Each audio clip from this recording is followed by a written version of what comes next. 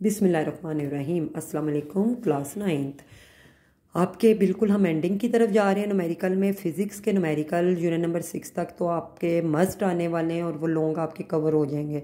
लेकिन unit number 7 के भी बच्चे बाज़ औक़ात ये हो सकता है कि आपको अगर ए या बी पार्ट नहीं भी आ रहा है, आपको न्यूमेरिकल आता है, 5 नंबर का न्यूमेरिकल है और बहुत इजी होते हैं न्यूमेरिकल। सिर्फ आपको ऐसे यूनिट आने चाहिए या फिर उनके फार्मूलाज आने चाहिए। और चैप्टर नंबर ये 7 के भी सिर्फ 4-5 हैं और चैप्टर नंबर 8 के भी सिर्फ 4-5 हैं।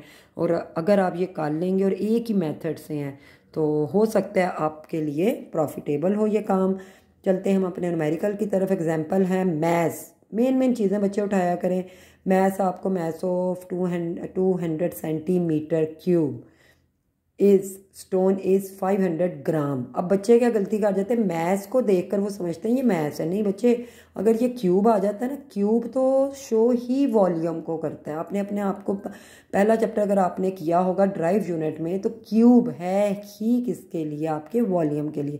तो ये 200 सेंटीमीटर क्यूब हमें वॉल्यूम दे रहा है, जबकि ग्राम किसको जाहिर करता है, मैथ्स को।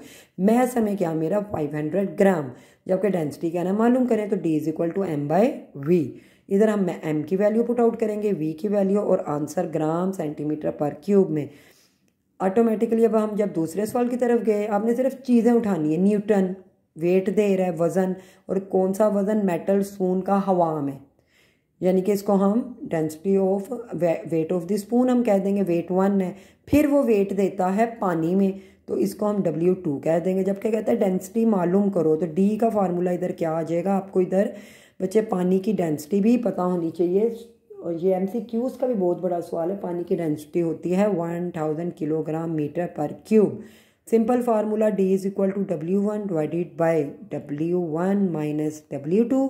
और ये डेंसिटी छोटा सा जो ये P बनाया जाता है ना, ये पानी की डेंसिटी को रिजेंबल करता है।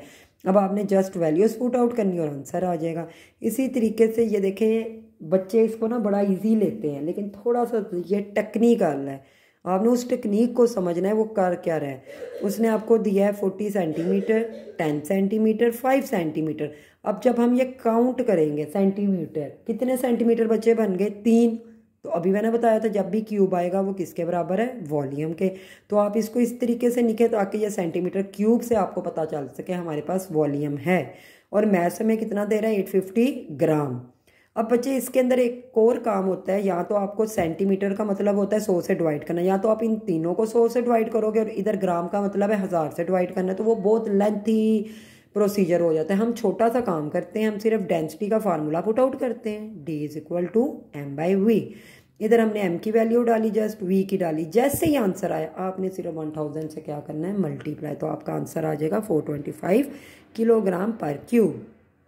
बच्चे अब 7.4 की तरफ अगर हम जाएं, डेंसिटी खुद वो दे रहा है 1.3 kilogram metre cube. Find mass, m कह रहा है मालूम करें, जबकि मीटर मीटर मीटर 3 मीटर हैं, तो मीटर क्यूब किसके बराबर आ गया, वॉल्यूम के। अब सेम वही फार्मूला, D = m/v। अब D की वैल्यू उसने 1.3 दी है, is equal to m as such रहेगा, और v की वैल्यू हमारे पास क्या है, इन तीनों को हम जब मल्टीप्लाई करेंगे 160। अब जो चीज़ बच्चे यहाँ पे मल्टीप्लाई होती है वहाँ जाके क्या हो जाती है, यहाँ पे डिवाइड है तो वहाँ जाके मल्टीप्लाई ऑटोमेटिकली। और मैथ्स के लिए हमेशा क्या आ जाता है, किलोग्राम। सिंपल सा फार्मूला था, कुछ भी नहीं करना, सिर्फ आपको ये क्यूब पता चल जाने चाहिए।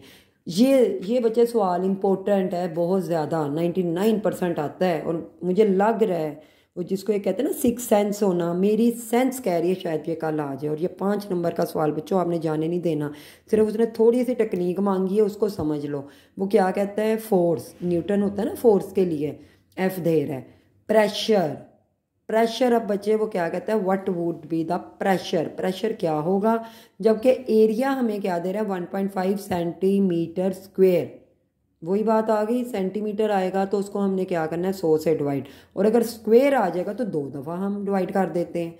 अब आपने कैलकुलेटर पर क्या करना है, 1.5 डिवाइडेड बाय 100।